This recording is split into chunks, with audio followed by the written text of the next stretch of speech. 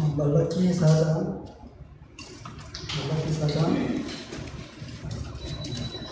1절부터 6절까지 다 같이 한 목소리로 공독하겠습니다. 만군의 여호와가 이르노라. 보라, 영광도 불같은 날이 이르니 교만한 자와 악을 행하는 자는 다 지푸라기 같을 것이라. 그 이르는 날에 그들을 살라 그 뿌리와 가지를 남기지 아니할 것이로되 내 이름을 경외하는 너희에게는 공의로운 해가 떠올라서 치료하는 강선을 비추리니 너희가 나가서 외양간에서 나온 송아지같이 되리라. 또 너희가 아기를 밟을 것이니 그들이 내가 정한 날에 너희 발바닥 밑에 재와 같으리라. 만군의 여호와의 말이니라. 너희는 내가 호렙에서 이스라엘을 위하여 내 종 모세에게 명령한 법 곧 율례와 법도를 기억하라. 보라, 여호와의 크고 두려운 날이 되기 전에 내가 선지자 엘리야를 너희에게 보내주니 그가 아버지의 마음을 자녀에게로 돌이키게 하고 자녀들의 마음을 그들의 아버지에게로 돌이키게 하리라. 돌이키지 아니하면 두렵건대 내가 와서 저주로 그 땅을 직화하노라 하시니라. 아멘. 외양간에서 나온 송아지 같이 제목으로 은혜를 나눠보겠습니다.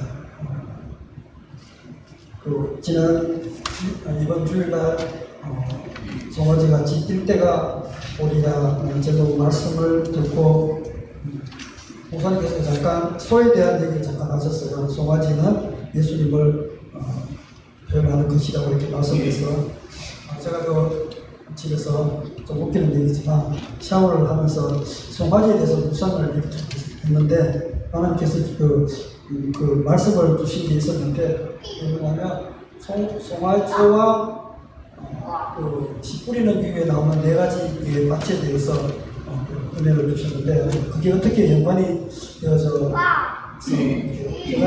깨달아지고 제가 은혜를 받은 거냐면 예전에 박종서 목사님이 쓰셨던 책에 보면 2009년 10년 전에 됐을 거예요. 보면 예수님의 그 얼굴이 나중에 이제 얘기하겠지만 에스겔서 1장 10절에 보면 네 가지 얼굴이 나타나는데 그게 사자의 얼굴과 소의 얼굴과 독수리의 얼굴과 사람의 얼굴이라고 말씀하셨어요. 그래서 그 각각의 예수님의 그 모습들을 통하여서 하나님께서 어떻게 일하시는가.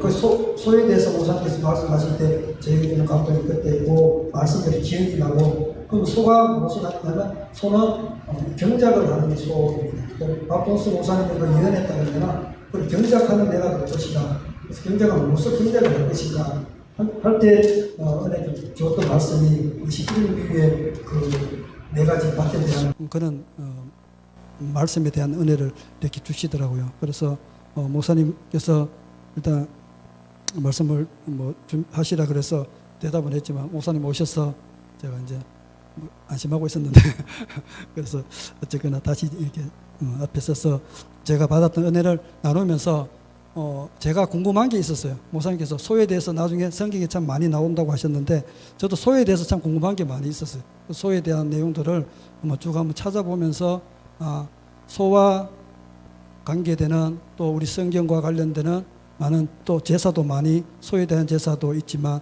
소가 의미하는 것이 무엇일까 또 거기에 따르는 사복음서와의 관계는 어떤 것이 있을까 하는 그런 부분들을 함께 찾아봤습니다. 그거 찾고 제가 받았는 그런 은혜들을 한번 나눠보겠습니다. 말라기 4장의 말씀들 중에서 오늘 그 제목이 있었던 송아지같이 외양간에서 나온 송아지같이 이 말씀은 저에게 참 특별한 그런 말씀이었어요. 왜냐하면 제가 예수님 믿고 얼마 지나지 않아 1년인가 한 2년인가 지나지 않아서 우리 가정에 참 큰 일이 있었는데 그게 이제 아버님에 대한 일이었어요. 그래서 이 말씀이 우리 가정 가운데 하나님이 역사하시는 많은 수많은 그런 어떤 역사와 표적과 이적 중에 하나였어요. 아버님이 이제 병원 응급차를 타시고 이제 포항으로 병원에 나오셨는데 그때도 제가 우리 권사님하고 함께 그 응급실에 갔을 때 의사가 여기서는 안 되겠습니다. 대구나 부산으로 가세요.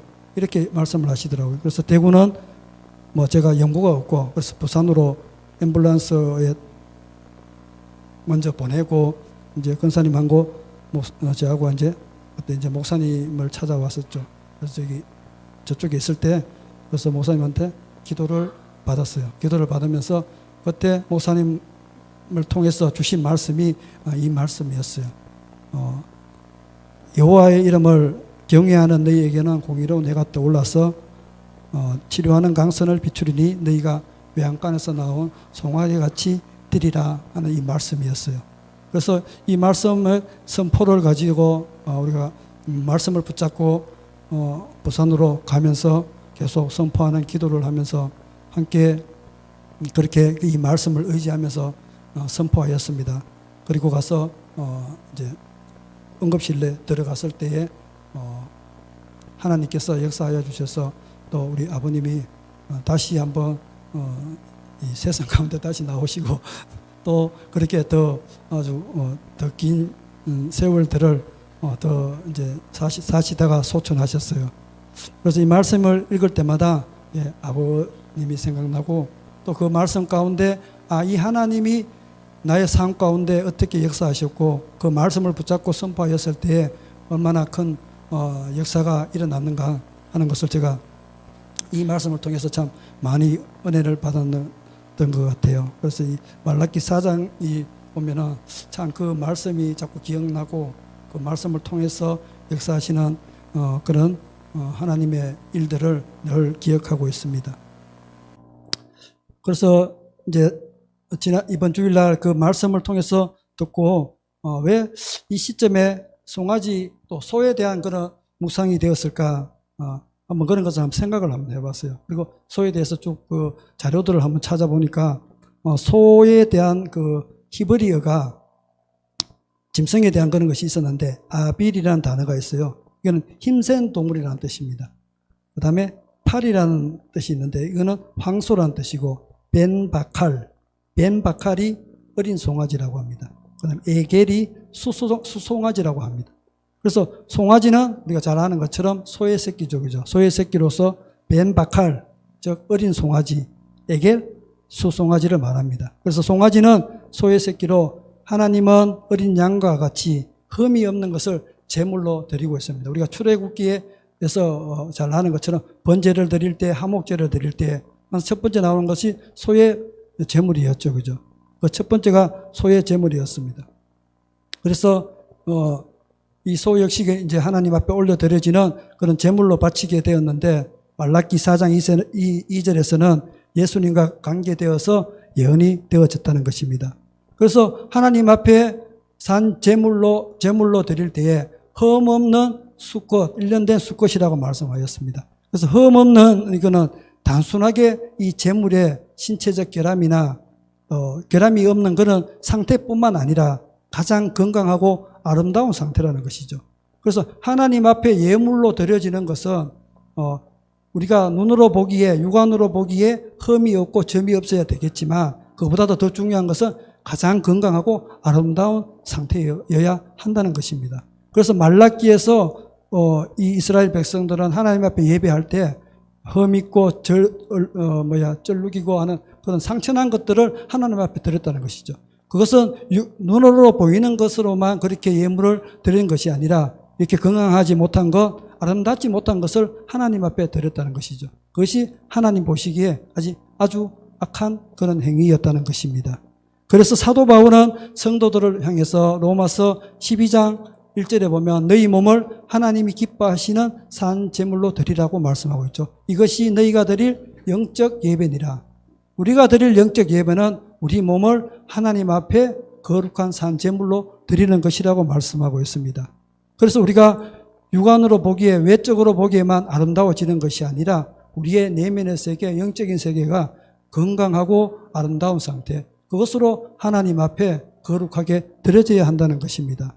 그래서 하나님께서 성도들을 택하신 것은 거룩하고 흠이 없게 하려 하기 위함이라고 말씀하고 있습니다. 그래서 항상 하나님께서 말씀하시기를 거룩하고 흠이 없게, 내가 너희를 택한 것은 너희를 거룩하고 흠이 없게 하기 위함이라고 말씀하고 있는 것이죠. 그래서 이 사도 바울은 이 성도들의 거룩함, 즉 성화를 많이 강조하였다는 것입니다. 그래서 이 수소라는 것은 수소가 산소수소가 아니고 수소 경상도라에 가서 시업 발음이 잘 안 됩니다. 수소는 많은 고초와 시련을 참고 견디는 그리스도를 상징합니다. 시옷이 영 그렇네요. 여러분들은 소 이러면 무엇이 생각납니까? 소 하면은 어떤 것이 생각납니까? 소고기 생각이 나나요? 요즘 마블링이 잘 된 소고기, 돼지고기보다는 소고기가 맛있죠. 그래서 인간들로부터 각별한 예우를 받는 인도의 같은 경우에는 소가 상당히 대접을 잘 받습니다. 그죠? 신적인 대접을 받는 곳이 인도죠. 그 다음에 이 소가 똥을 싸면은 그 똥을 가지고 분뇨로 땔감으로 사용하는 그 아프리카에는 마사이족들, 또 거기에는 그 소가 그렇게도 사용되어지고, 또 스페인이나 이런 데 보면 우리가 투라 그러죠. 투. 그죠? 스페인의 투, 막 싸우는, 돌진하는 소, 그런 소도 있고, 우리나라에 보면 구한말에 이중섭이라는 그 화가가 그렸던 그 소가 있어요. 옛날 우리 미술 시간에 아마 봤을 거예요. 그 활기찬 그런 소의 모습도 있기도 합니다. 그런데 성경 안에는 소가 여러 가지 상징과 의미가 있다는 거예요. 살찐암소는 우리가 부유한 백성이나 국가를 나타낸다고 합니다. 그래서 아모스 4장 1절이나 예레미야 46장 20절에 보면 이 살찐암소가 나타나기도 하고요. 그 다음에 창세기 41장에 보면 이제 요셉이 바로의 꿈을 해석할 때에 거기에 보면 굶주린 암소가 나오죠. 그죠? 굶주린 암소는 바로 흉년을 의미한다고 말씀하고 있습니다. 그래서 7년 동안에 7마리가 굶주린 암소가 바로 7년의 흉년을 예언을 하였던 것이죠. 그래서 암소는 제물로 바쳐지지 않고 있지만 어린 암소에 많은 젖과 그런 버터를 공급하는 그런 때가 있었다는 것이죠. 그 다음에 황소는 악인을 상징합니다. 시편 22편 12절에 보면 이 황소는 악인을 상징하고, 특히 바산의 황소는 힘센 자를 의미합니다. 아모스 4장 1절에. 그래서 갈릴리 바다 북동쪽에 위치한 광활한 평야로 팔레스타인에게 가장 비옥한 목초지였던 이 바산의 소가 대단히 힘이 세었기 때문에 바로 이 바산의 황소는 힘센 자를 의미하고 있다는 것이죠. 그 다음에 송아지는 희생의 제물로 사용되었습니다. 레위기의 말씀, 또 민수기 23장 1절에 보면 희생의 제물로 사용되었고, 금송아지는 우상의 상징이 되었습니다. 그래서 이스라엘 백성들이 이집트에서 400년 동안 종살이하며 서로 하나님을 형상화했는데, 이는 애굽의 우상 아피스를 본단 것으로서 이스라엘 역사에서 사라지지 않고 끈질기게 이 금송아지가 나타나는 것을 볼 수가 있습니다. 400년 동안 애굽에서 종살이하면서 그들이 보았던 것은 바로 애굽에 있던 그 우상들을 본따서 이들이 바로 금송아지 우상을 만들었다는 거예요. 그래서 뭔가 보고 듣고 느끼는 것이 그만큼 중요하다는 것입니다. 그래서 종살이 생활을 하면서 그들이 늘 봐왔던 것은 그 민족들에게 가지고 있던 그 우상 숭배. 그래서 하나님이 그 10가지 재앙들을 통해서 그 우상의 것들을 다 제하여 버린 것들은 이것과 관계가 있다는 것이죠. 또한 이 송아지는 귀한 손님이 올 때와 같은 특별한 때에 자신이 키우던 짐승들 가운데 가장 살찐 송아지를 잡아서 손님을 대접했습니다. 우리가 잘 아는 것처럼 누가복음 15장에 보면 돌아온 탕자의 비유가 있습니다. 아들이 허랑방탕하게 삶을 살다가 이제 아버지께로 돌아왔을 때에 이 아버지는 이 아들을 위해서 송아지를 잡아서 잔치하였던 모습들을 볼 수가 있습니다. 또 창세기에 보면은 세 천사가 이제 그 소돔과 고모라로 심판하러 갈 때에 들리는 곳이 이제 아브라함의 집에 들리게 되죠. 그때 이 아브라함이 소를 잡아서 송아지를 잡아서 그들에게 대접해서 보내는 것을 우리가 볼 수가 있습니다. 에스겔서 1장 10절 나중에 다시 한번 읽어볼 텐데요. 에스겔서 1장 10절에 보면 에스겔이 이제 포로로 잡혀갈 그 갈대아 땅 그발 강가에서 한 쌍을 보게 되는데 네 생물이 등장합니다. 우리 에스겔서 1장 10절 한번 볼까요? 에스겔서 1장 10절.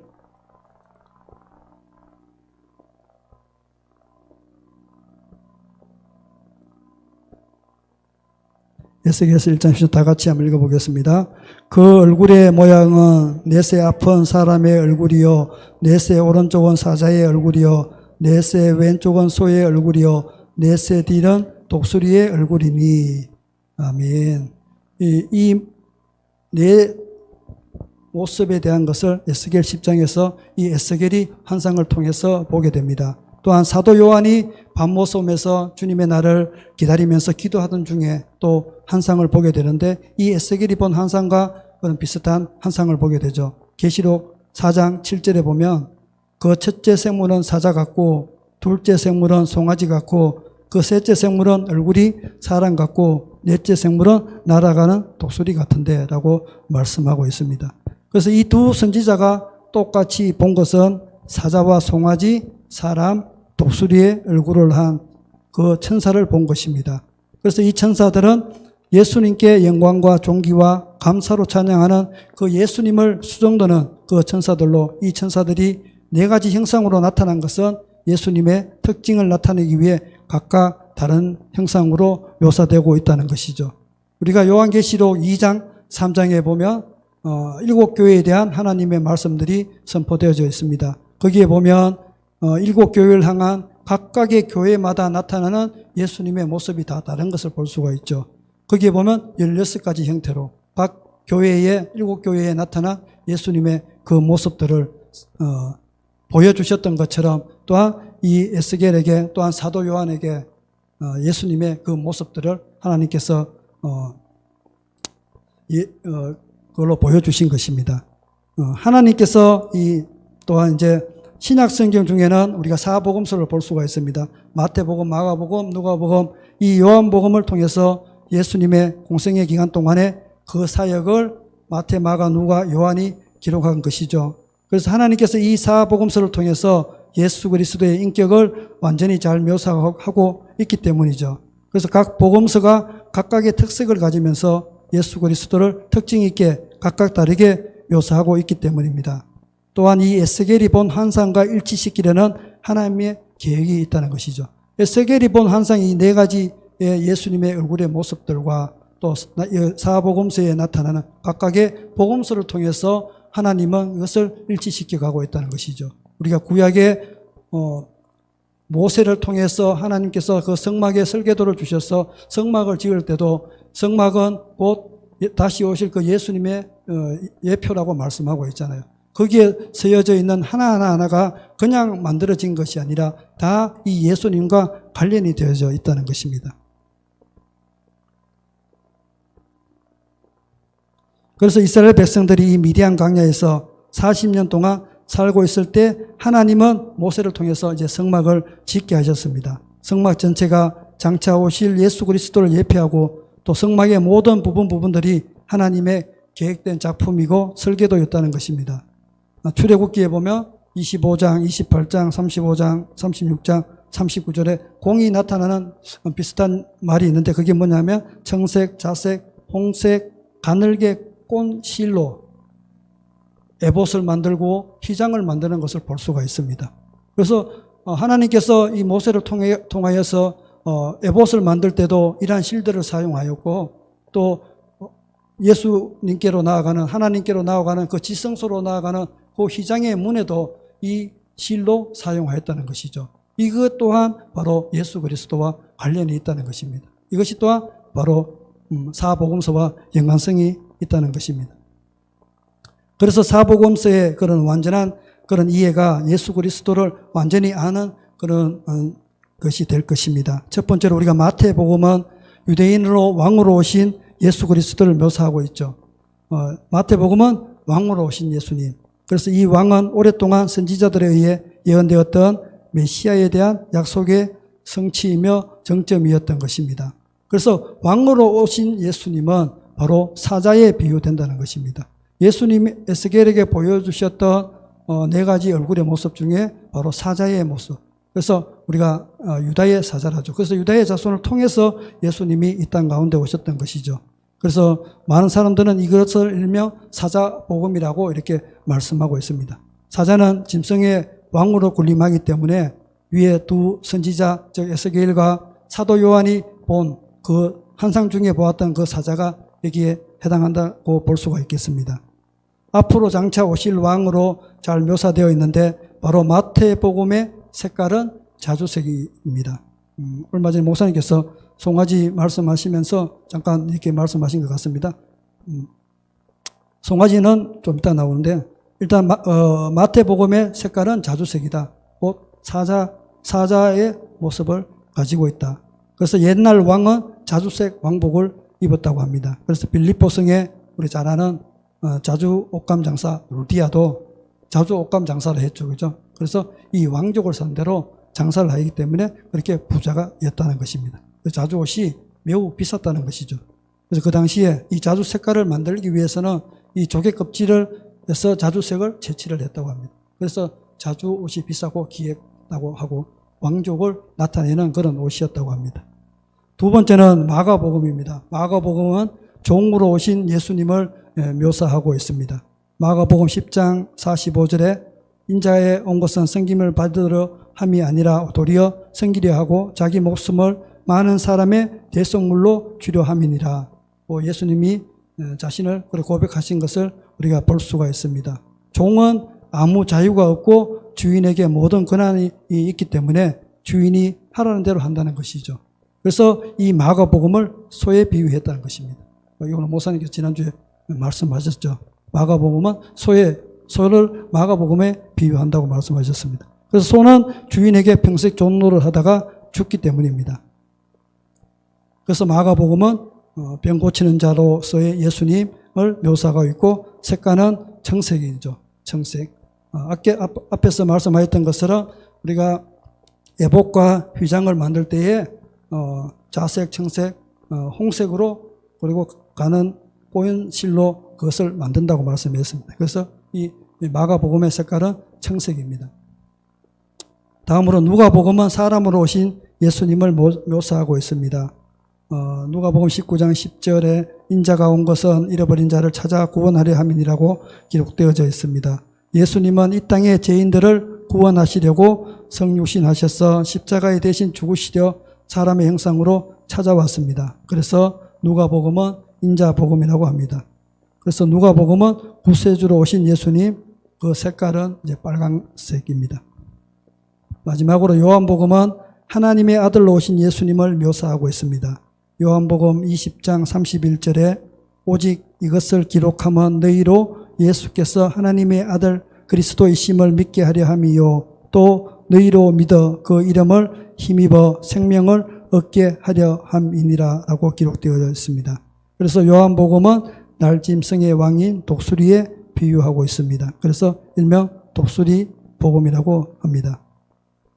그래서 위에서 우리가 언급한 에스겔과 사도 요한이 본 환상 중에서 그 4개의 형상은 그들이 본 순서대로 사자, 또 소, 또 사람, 독수리에 그렇게 이 순서대로 신약에서 마태복음, 마가복음, 누가복음과 요한복음으로 이렇게 연결되어져 있어서 하나님이 어떻게 우리가 하나님의 말씀들을 기록하고 또 성막을 통해서 어떻게 하나님 앞에 나아가는가, 이것은 그냥 이루어진 것이 아니라 하나님의 놀라우신 그런 섭리 안에서 이 일들이 이루어져 가고 있다는 것이죠. 그래서 요한복음은 성령의 세례 주는 자로 묘사되어져 있습니다. 우리가 예수 그리스도의 제자된 삶을 살아가기 위해서 예수님을 닮기 위해서는 그래서 우리가 단지 예수님을 우리의 구세주 세비어로만 믿는 것이 아니라 우리의 병을 낫게 하는 치료자로서 또한 성령을 우리 가운데 주시는 성령 세례 주시는 자로서 성령의 능력을 주시는 자로서 또 다시 오실 재림의 그 주님으로 우리가 믿어질 때에 이 사복음서에 나오는 예수님이 우리에게 완전히 이루어져 가는 것입니다. 마태복음 13장 같이 한번 보겠습니다. 마태복음 13장 잘 아는 내용이지만 씨 뿌리는 비유서 1절에서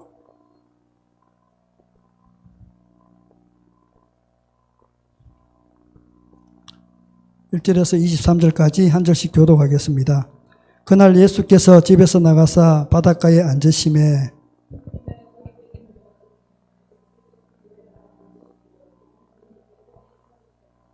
예수께서 비유로 여러 가지를 그들에게 말씀하여 이르시되 씨를 뿌리는 자가 뿌리러 나가서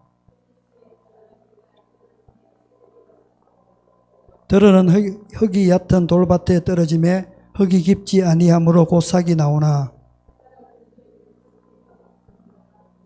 들으는 가시떨기 위에 떨어짐에 가시가 자라서 기운을 막았고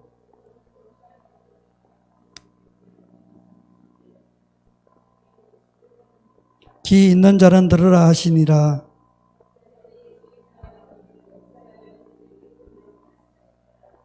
대답하여 이르시되 천국의 비밀을 아는 것이 너희에게는 허락되었으나 그들에게는 아니 되었나니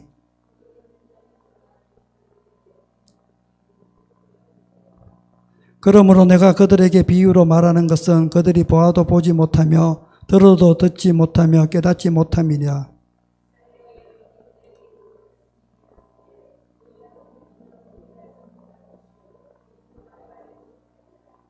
이 백성들의 마음이 완악하여져서 그 귀는 듣기에 둔하고 눈은 감았으니 이는 눈으로 보고 귀는 듣고 마음으로 깨달아 돌이켜 내게 고침을 받을까 두려워함이니라 하셨느니라.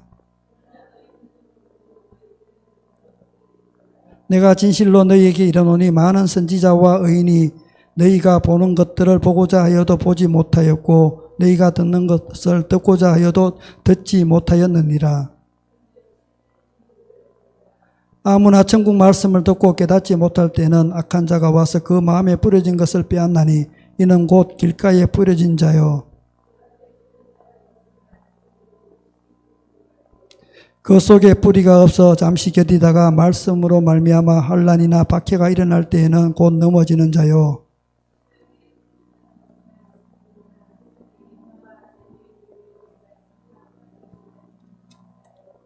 좋은 땅에 뿌려졌다는 것은 말씀을 듣고 깨닫는 자니 결심하여 어떤 것은 100배, 어떤 것은 60배, 어떤 것은 30배가 되느니라 하시더라. 아멘. 우리가 밭의 비유를 지금 보면 네 가지 밭이 있는데 그 가운데 씨를 뿌려졌을 때에 어떤 현상이 나타나는가 그것을 볼 수가 있죠. 우리가 이제 한 가지 이렇게 상상을 해보면 여러분 길가밭이 어떤 밭인지 상상이 되죠. 그죠? 우리 시골에 사니까 또 돌밭도 어떤 밭인지 잘 생각이 나죠. 그 다음에 뭐 가시덤불밭, 뭐 오토밭 이렇게 네 가지 밭이 있잖아요. 길가밭은 우리가 씨를 뿌릴 수 있는 그런 여건이 안 되죠. 그죠? 돌밭은 지금 우리 요 앞에 보면은 가지 고충과 한 개가 돌 사이에 한 개가 나와 있어요. 한 개가 요 옆에 보면 우리가 청소기 수도가 옆에 나와 있는데 그 돌밭에 나오는 그 씨로 인해서 생겼던 그 열매는 어떤 열매일까? 물론 그 가지 고추 맛이 똑같겠죠. 그런데 실제로 심었는 가지 고추하고 거기서 나온 고추하고 어떨까요? 그래서 크기도 작고 열매도 작아요. 그래서 우리가 상상을 해보면 그래요. 결론적으로 이렇게 바라보면 자, 씨 뿌리는 비유에서 이 씨를 뿌려 놓으면 뭔가에 의해서 이 씨가 없어져가는 것을 얘기를 하고 있어요. 그런데 우리가 지금 소에 초점을 맞춰서 보고 있잖아요. 소에 초점을 맞추려면 자, 우리가 어떻게 하면은 이 밭에 씨앗을 뿌릴 수 있을까? 한번 역발상을 한번 해볼 필요가 있다는 것이죠. 그럼 길가밭, 돌밭은 어떻게 해야 우리가 씨앗을 뿌릴 수가 있을까요? 길가밭에 돌밭에 그대로 있는 상태에서 우리가 씨앗을 뿌리니까 씨앗이 안 자라나죠. 그죠? 그러면 그곳에 씨앗을 자라기 위해서는 어떻게 해야 될까요? 돌밭에는 돌을 치워야죠. 그죠? 그럼 길가밭은 딱딱하겠죠? 그럼 그것을 어떻게 해야 돼요? 갈아엎어야죠. 그죠? 갈아엎어야 되죠. 왜 하나님은 소를 통해서 경작을 의미하느냐 하면 우리의 마음밭에인 그 밭이 길가밭이거나 돌밭이거나 가시덤불에 밭은 경작을 해야 된다는 것이죠. 그것을 돌을 치우고 그 밭을 갈아엎어줘야 그리고 거기에 좋은 흙을 뿌려주고 그런 다음에 씨앗이 뿌려져야 그것이 30배, 60배, 100배의 열매를 거둘 수 있다는 거예요. 그래서 그렇지 않고 그냥 거기에 씨앗을 뿌리니까 거기에 있는 돌들은 무엇이고 그것은 우리가 말씀을 통해서 다 배웠잖아요. 그래서 제가 드리고 은혜 받은 말씀은 그거예요. 우리가 그 밭을 기경을 해야 되는 거예요. 경작을 해야 된다는 거예요. 그래서 소의 모습에서 독수리의 모습으로, 사자의 모습으로, 사람의 모습으로 단계적으로 그 밥종서 목사님의 예언에 보면, 자, 우리가 이 밭을 경작하는 때가 있어야 된다는 거예요. 지금 내 마음밭이 어떨까? 하나님의 말씀이 내 심령 가운데 와서 뿌려져야 하는데 내 마음밭이 길가밭이고 돌짝밭이라는 거예요. 그런데 거기에 그냥 말씀이 뿌려질 수는 없다는 거예요. 그 말씀을 뿌려주기 위해서는 그 밭을 기경을 해줘야 된다. 갈아엎어야 된다는 것이. 갈아엎고 시간이 지나야 이 밭들이 점점점 땅의 기력을 회복하고 그 다음에 씨앗이 뿌려져야 하나님의 말씀이 그곳에 심겨져서 30배, 60배, 100배의 열매를 맺는다는 거예요. 그래서 마지막에는 대부흥과 대추수를 할 수 있는 사람의 얼굴을 가진 자들이 일어나 대부흥과 대추수를 해야 되는데, 대부흥과 대추수를 하기 위해서는 먼저는 경작이 되어져야 되고, 그 다음에 추수할 일꾼들을 먼저 추수를 하게 되는 거예요. 그 다음에 추수할 일꾼들이 수많은 영혼들을 추수하게 되는 것이죠. 그런 다음에 사람의 얼굴의 모습을 통해서 대부흥과 대추수가 온다는 거예요. 그래서 우리가 이 사이클이 정상적으로 돌아가줘야 된다는 거예요. 그게 소의 얼굴이고 독수리의 얼굴이고 그 다음에 사자의 얼굴이고 사람의 얼굴이라는 거예요. 이 모습들을 가지고 우리가 이 소라는 동물들을 다시 한번 생각해 보면 우리가 어떻게 준비되어져야 할까? 목사님 계속 질문하시는 거 준비되고 있습니까? 되고 있습니까? 그런데 우리가 무엇을 준비해야 될까? 많은 것들이 준비되어져야 돼요. 제가 오늘 드리고 싶은 말씀은, 제가 깨달은 말씀은 그거예요. 우리의 마음밭이 경작되어져야 한다. 말씀이 씨앗이 뿌려져야 되는데 그 씨앗이 뿌려지지 못하기 때문에 아무리 뿌려놔도 거기에 살아날 수 있는 환경이 안 된다는 것이죠. 설사 돌밭에 뿌려져서 그 수백 개 중에 한 개가 살아나서 열매를 맺었어요. 그런데 그 열매는 참 슬픈 열매예요. 재구실을 못하니까. 그래서 그런 열매가 우리가 혹시나 하고 그런 열매가 자라나기를 바라서는 안 된다는 거예요. 어떻게 준비되어야 될까? 갈아엎어야 된다. 완전히 싹 다, 유재석이 노래가 생각나네요. 싹 다 갈아엎어달라는, 싹 다 갈아엎어야 돼, 싹 다. 완전히 돌 치우고 가시덤불 걷어내고, 가시덤불 걷어낸다고 그곳에 씨앗이 뿌려진다고 바로 우리가 열매를 거둘 수 없다는 거예요. 그리고 인내의 시간이 필요하다는 것입니다. 집사님, 급한 마음이 있죠, 그죠? 천천히 땅의 기력이 회복될 때까지, 완전히 내 심령같이 회복될 때까지 그 시기가 우리에게는 필요하다는 거예요. 그리고 준비해 나가야 된다는 것입니다. 하나님께서 시작하시는 새로운 변화의 물길이 오게 되면 사용하던 땅들은 모두 불타버리게 된다. 즉 과거에 하나님의 역사가 있었고 쓰임 받아오던 땅들이 이제는 생산적이지 못하고 더 이상 새로운 방법에 적용하지 못하기 때문에 쓸 수가 없어서 모두 불태워버리신 것이다. 마지막 때 하나님이 사용하시는 교회, 하나님이 사용하시는 사람은 어떤 모습일까? 그래서 옛날에 쓰던 그 땅에서 추수를 이제 안 한다는 거예요. 하나님은 새로 준비된 사람들을 통해서, 새롭게 이루어진 땅을 통해서 하나님은 그 땅을 사용하여서 추수를 하게 된다는 것이죠. 그래서 지금 우리에게는 많은 힘들고 어려운 인내의 시간이 있다는 거예요. 그 인내의 시간들을 우리가 경작의 시간, 좀 전에 제가 경작을 해야 된다 했잖아요. 경작, 갈아엎어서 땅의 기력을 회복할 때까지, 하나님의 말씀이 심겨져서 열매 맺을 수 있을, 심겨질 수 있을 때까지, 그 시기는 이른 비도 와야 되고 늦은 비도 와야 되고 그러한 시기들이 지났어야 바로 그 말씀의 씨앗들이 뿌려질 수 있다는 것입니다. 우리가 지금 힘겹게 경작하고 있는 이 새로운 땅, 준비되어지는 땅, 저는 그렇게 말하고 싶어요. 준비되어지는 땅, 우리 한 사람 한 사람이 준비되어지는 그 땅은 이후에도 그 누구도 지금까지 상상도 할 수 없을 만큼 풍성한 추수를 거두게 될 땅이기 때문입니다. 우리 한 사람 한 사람은 하나님께서 마지막에 풍성하게 추수할 그 땅으로 사용될 사람이기 때문에 여기 시골의 한 구석에서 우리가 조용히 그 땅을 각자가 경작하고 있다는 것입니다. 그래서 우리가 힘든 해를 보내고 있다는 것입니다.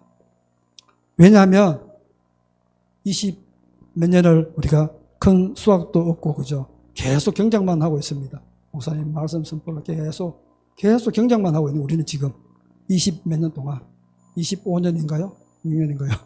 계속 우리 아직도 경작하고 있는 거예요. 왜냐하면 하나님이 씨앗을 뿌리고 추수할 그 시기, 하나님의 그 때가 준비되어져 가고 있다는 거예요. 그래서 땅의 기력을 지금 막 회복하고 있는 거예요. 우리는 막 목사님의 말씀을 통해서. 그래서 우리가 실망하고 낙담하고 다른 것을 바라보는 것이 아니라 우리 땅은 열심히 지금 기경되어서 옥토밭으로 변화되어져 가고 있다는 것이죠. 그 씨앗을 품을 수 있는 땅으로. 이것은 교회에 대한 하나님의 또 생각이고 우리 각자에 대한 그 하나님의 뜻이라는 것이죠. 그래서 우리가 교회들에게 요구되는 주님에 대한 믿음은 바로 땅을 경작하는 소가 가진 믿음처럼 묵묵하고 견고한 것이 되어야 합니다. 즉 경작하는 황소의 얼굴을 우리가 가져야 할 때라는 것입니다. 이거는 이 말씀들은 그 박종수 목사님의 예언에 되어져 있는 말씀입니다. 제가 뭐 예언을 계시를 받았는 건 아니니까 혹시 오해는 하지 말아주세요. 그 다음에 아까 소의 얼굴 다음에 독수리의 얼굴이라 그랬죠. 그죠? 독수리의 얼굴.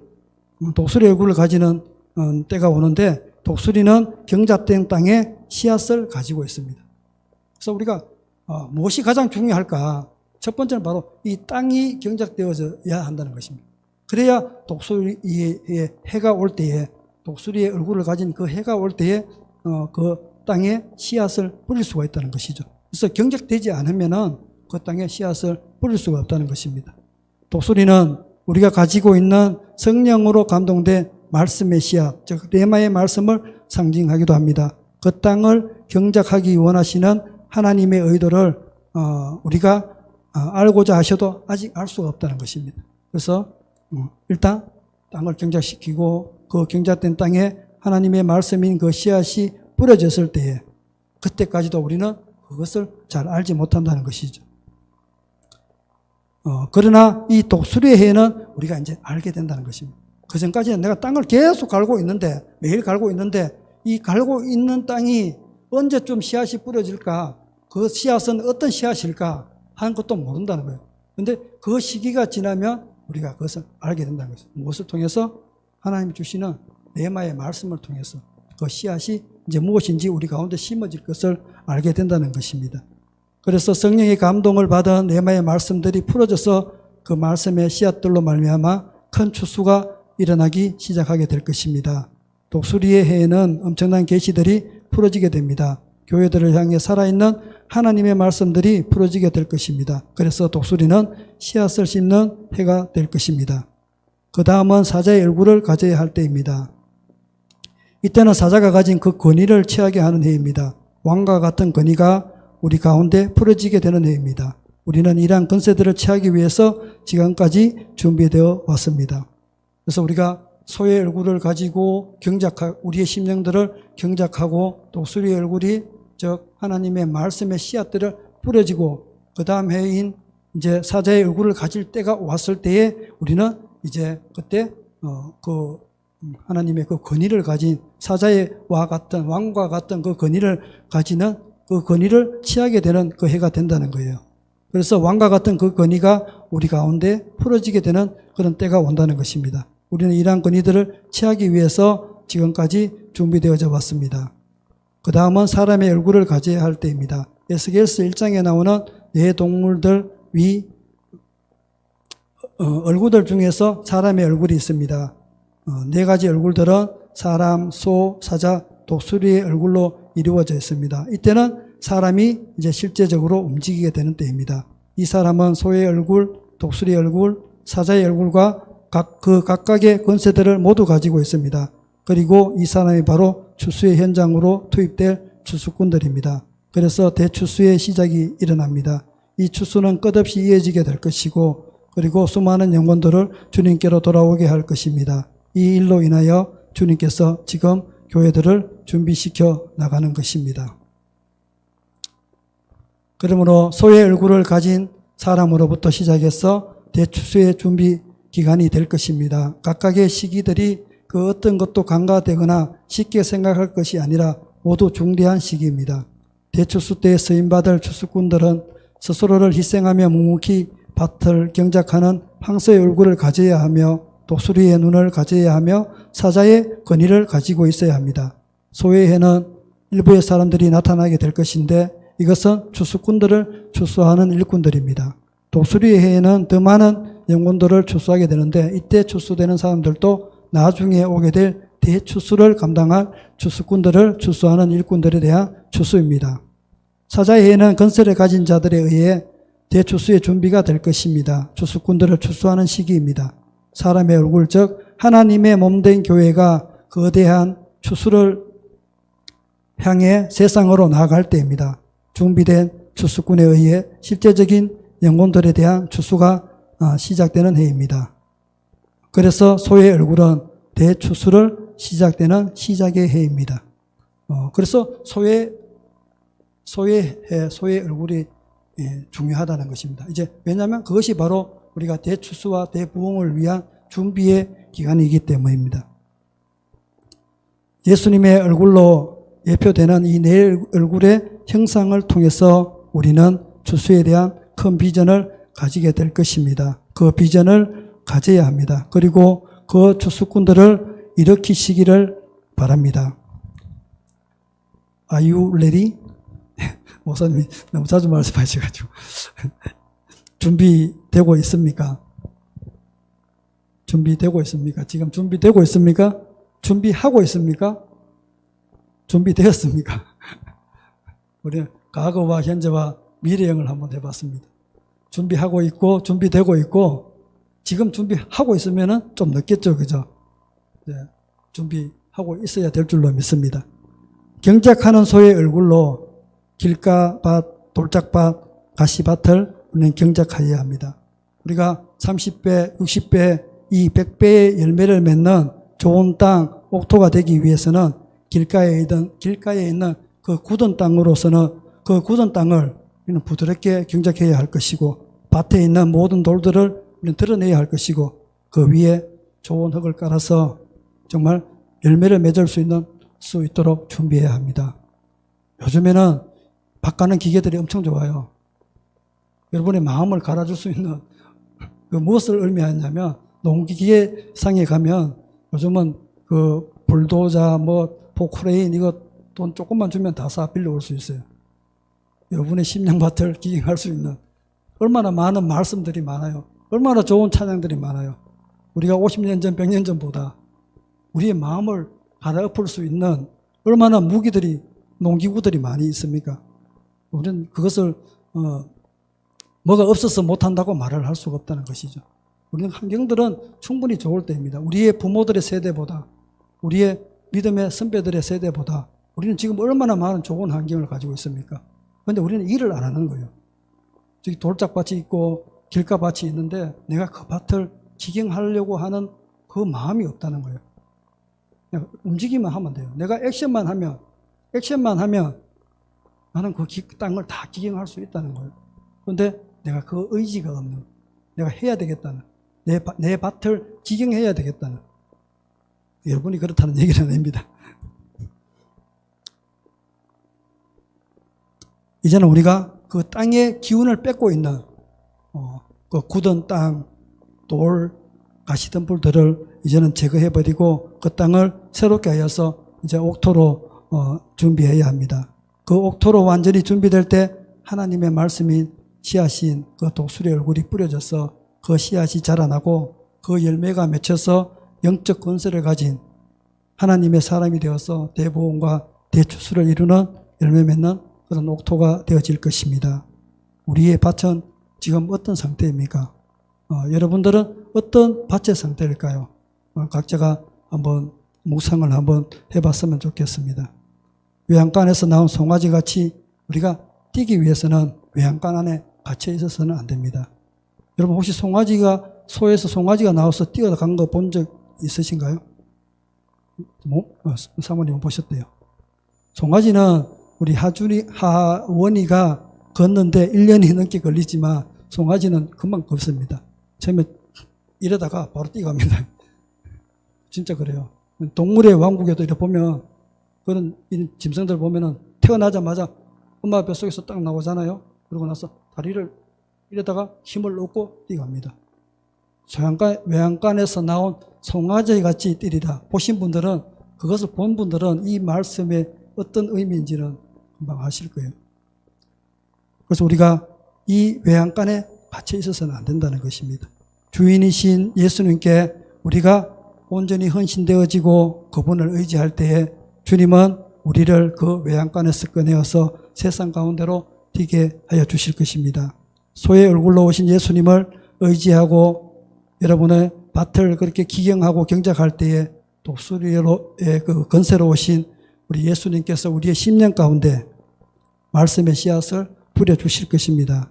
그 말씀의 씨앗이 자라 추수할 때가 되어 추수꾼들을 추수하여서 대부흥과 대추수를 보게 할 것입니다.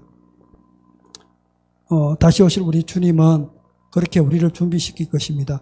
대부흥과 대추수를 위해서 먼저는 우리의 밭을 기경하고 그 기경된 밭에 말씀의 씨앗을 뿌리고 그 말씀의 씨앗의 열매를 취하여서 대부흥과 대추수를 준비하게 하는 그러한 루틴을 우리 가운데 부어주실 것입니다. Are you ready? 소의 얼굴로 우리의 마음밭을 경작함을 시작하여서 다시 오실 우리 그 주님 앞에 30배, 60배, 100배의 그 열매를 추수하는 옥토밭으로 준비되는 저와 여러분이 되기를 예수님의 이름으로 축원을 드립니다. 다시 한번 말씀을 정리하면 예수님이 이 땅 가운데 다시 오실 때에 구약의 시대에서 오실 예수님을 예표하였던 성막의 일들과 또 예수님이 오셔서 사역하셨던 그 사복음서를 통해서 하나님은 무엇을 우리에게 나타내어주고 있는가? 그것은 에스겔이 보아왔던 환상으로 보아왔던 네 가지 얼굴과 사도 요한에게 보여주셨던 하나님 예수 그리스도의 그 얼굴을 통해서 우리가 오늘 무엇을 하기를 원하실까? 우리 제목과 동일하게 우리는 준비되어져야 합니다. 그래서 소의 얼굴로, 독수리의 얼굴로, 사자의 얼굴로, 사람의 얼굴로 대부흥과 대추수를 준비하는 그 그릇으로 우리가 사용되어질 때에 다시 오신 그 주님을 보게 되는 날 우리는 그분의 손에 맡겨져서 사용되는 저와 여러분이 될 것입니다. 자, 우리 함께 기도했으면 좋겠습니다.